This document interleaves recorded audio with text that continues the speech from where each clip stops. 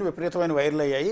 ఒకవేళ లావణ్య పంపించిందా, బయట వాళ్ళు లావణ్య పంపించింది, మాకు కూడా వచ్చాయి. యాక్చువల్లీ చూస్తే మేము కూడా వీడియోస్ ఒకసారి మా వాళ్ళు ఆ అమ్మాయి లేనివి మీరు ప్లే చేయొచ్చు. నేను గంజాయి పొట్లాలు ఎవరో పట్టుకుని పెట్టండి వేయండి, నేను చెప్తాను. ఒక యంగ్ గాళ్ళు ఉంది, యంగ్ గాళ్ళు బ్యాక్ నుంచి అది చూడండి. అది that could be any video, ఎవరు చేసిన వీడియో కావచ్చు. ఆ అమ్మాయికి యూట్యూబ్ లో గంజాయి అని కొడితే 100 వీడియోలు వస్తాయి. అది కాదు, ఇక్కడ ఈ అమ్మాయి ఉంది కదా, ఆ అమ్మాయి కనబడుతుంది. అక్కడ ఏమన్నా ఉందా, ఒక అమ్మాయి అబ్బాయి నించొని ఉన్నారు. సరే, ఇక్కడ అమ్మాయి డాన్స్ చేస్తుంది, ఓకేనా? ఆ అమ్మాయో సరే, అది ఆ అమ్మాయి పర్సనల్ చేసుకోవచ్చు. పర్సనల్ ఆ వీడియో ప్లే చేయొద్దు దయచేసి. ఆమె ఫొటోస్ కానీ ఆ పర్సనల్ వీడియో ఎక్కడ ప్లే చేసి ఆపేసేయండి అవి. సో ఏమి లేదు, దట్స్ నాట్ ఈవెన్ రాంగ్. ఆ అమ్మాయి ఎక్కడ ఓకే, పర్సనల్ వీడియో ఆమె ఇష్టం అండి. ఆ అమ్మాయి చేసిన తప్పు ఆ లైఫ్ లో దాంట్లో పర్సనల్ గా డాన్స్ చేసిన వీడియోలు అవి మేము ప్లే చేయాల్సిన అవసరం లేదు. అదే అంటున్నాను, ఆ అమ్మాయి పంపించిన ఏ ఫోటోలో అయినా దట్ ప్రూవ్స్ నథింగ్. జస్ట్ ఒక ఇంటెన్షన్ బయటపడుతుంది. ఏంటి, నేను నీ మీద బురద జల్లుతా. ఇప్పుడు ఆ గంజాయి వీడియో ఉంది, ఒక్కసారి ఆ గంజాయి ఫోటో వీడియో ప్లే చేయండి. ఆ గంజాయి వీడియోలో చేతులు కాళ్ళు కనపడుతారు ఎవరో, అది కూడా మేల్ లా ఉన్నాడు. అది ఈవిడే లావణ్యమే ఉండొచ్చు కదా. అది యూట్యూబ్ లో గాంజా ఆవిడే చేస్తుండొచ్చేమో, ఎవరికి తెలుసు. యూట్యూబ్ లో గాంజా అని కొడితే కొన్ని వందల వీడియోస్ వస్తాయి అట్లాంటివి. యాక్చువల్లీ అందులో ఎక్కడ మీరు చెప్తున్న అమ్మాయి మొహం ఎక్కడ కనిపించలేదు ఎక్కడ కూడా. అది కూడా ఆ పొట్లం విప్పుతున్నదంతా కూడా ఫీమేల్ లాగా కనిపించట్లేదు. ఎక్కడ మేల్ అది. సార్ ఏమైనా అక్కడ ఈ సర్క్యులేట్ అవుతున్నాయి నెట్ నుంచి. అదే చూసే వ్యూయర్స్ అందరికి క్లారిటీ ఇస్తున్నాం. అది 4 ఫోటోలు పెట్టి 5 ఫోటో పెడితే అనుకుంటారని ఆవిడ ఇక్కడ ప్లాన్. ప్రొజెక్షన్ ఎట్లా అవుతుందంటే, ఈ గంజాయి ఆ పొట్లాలు విప్పుతున్న ఆ వీడియోలు, లేకపోతే ఎవరో గంజాయి సేవిస్తున్న వీడియోలు అవన్నీ చూస్తున్నారు. నిన్నటి నుంచి సర్క్యులేట్ అవుతున్నాయి. వాస్తవానికి అందరూ అనుకునేది ఏంటంటే, ఎవరైతే రాత్రి పోలీస్ స్టేషన్కి వచ్చి కంప్లైంట్ ఇచ్చిన బాధితురాలు ఉందో ఆమె ఆ వీడియోలో ఉంది, ఆమె వీడియోలో ఆమె గంజాయి సేవిస్తుంది అన్నట్టుగా ఇది ప్రొజెక్ట్ అవుతుంది. కానీ వాస్తవానికి అది నిజం కాదు. ఎందుకంటే అవి ఎవరియో వీడియోలు, అందులో ఉన్నది ఫిమేల్ కాదు, మేల్, అమ్మాయి కాదు, అబ్బాయి ఉన్నాడు. ఎవరియో యూట్యూబ్లోంచి తీసిన వీడియోల్ని ఈ విధంగా రాత్రి పోలీస్ స్టేషన్లో కంప్లైంట్ ఇచ్చిన ఆ బాధితురాలు వీడియోలే అన్నట్టుగా ప్రొజెక్ట్ అవుతుంది. దాని మీద బిగ్ టీవీ క్లారిటీ ఇచ్చేందుకు ఇవాళ ఈ ప్రయత్నం చేస్తుంది. ఎందుకంటే అవతల ఉన్నది ఒక అమ్మాయి, పెళ్లి కావాల్సిన అమ్మాయి, బోల్డంత భవిష్యత్తు ఉన్న అమ్మాయి.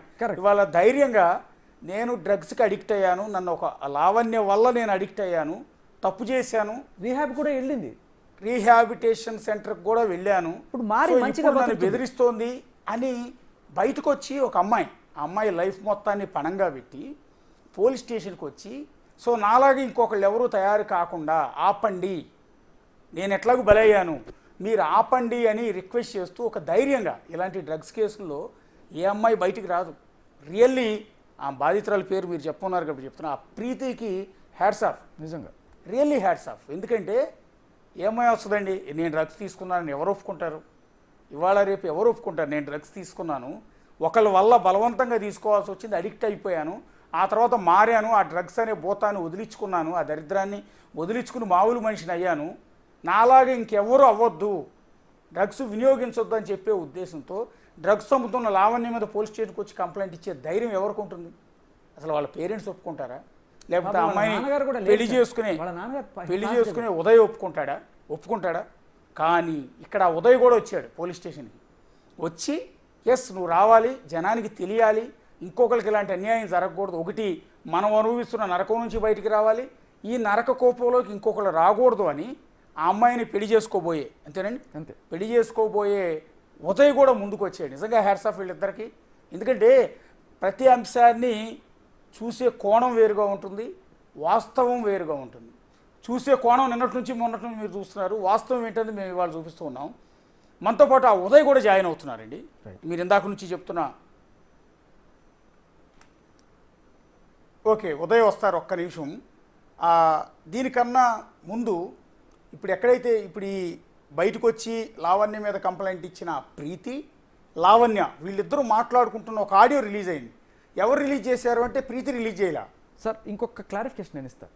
ఈ ఫొటోస్ ఇవన్నీ కూడా ఎవరు రిలీజ్ చేశారనేది చిన్న పిల్లవాడు కూడా అర్థమైపోతుంది. ఎందుకంటే ఆవిడ గత కొన్నాళ్ళుగా బెదిరిస్తుందని తెలుసు.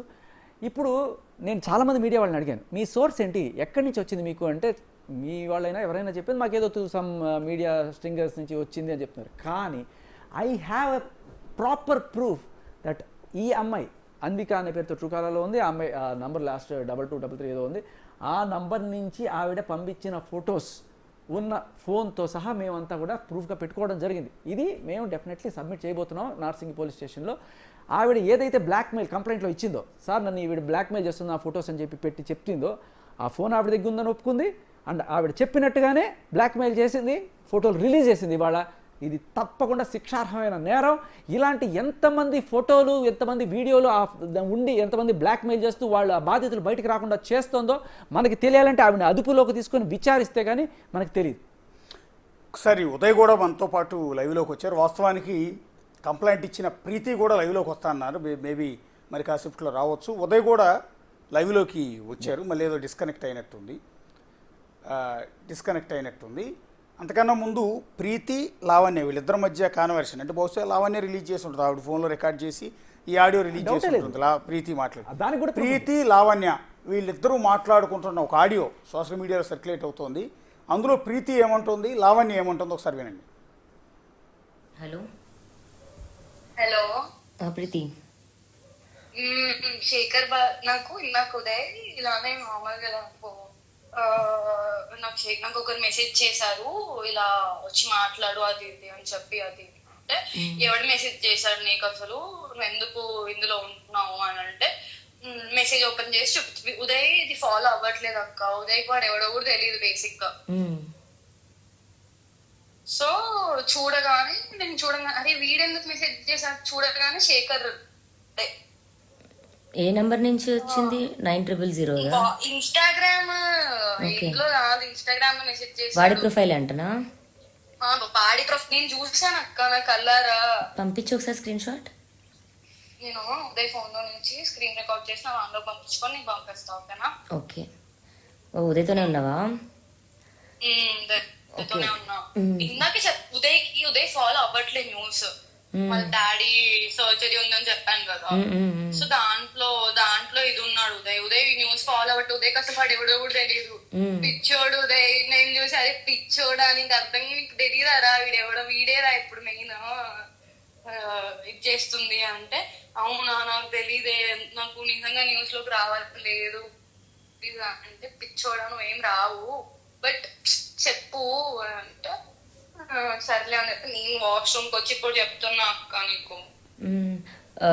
సరే ఓకే, అదంతా ప్రైవేట్ కాన్వర్సేషన్ కాబట్టి ఎక్కువసేపు అది ప్లే చేయడం కూడా కరెక్ట్ కాదు. సరే, ఆ ఉన్న సిచ్యువేషన్లో ప్రీతి లావణ్యకి ఇన్ఫార్మ్ చేస్తుంది, శేఖర్ భాష నాకు కాల్ చేశాడు ఈ వ్యవహారానికి సంబంధించి అని.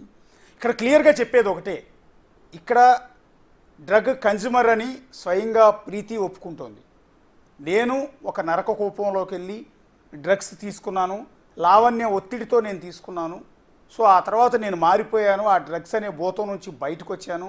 నా మాదిరిగా ఇంకెవ్వరూ కూడా ఈ లావణ్య బారిన పడొద్దు, ఇలాంటి డ్రగ్ పెడ్లర్స్ బారిన పడి మీ జీవితాలు నాశనం చేసుకోవద్దు అంటూ ఇవాళ పోలీస్ స్టేషన్కి వచ్చి ధైర్యంగా 21 ఏళ్ల అమ్మాయి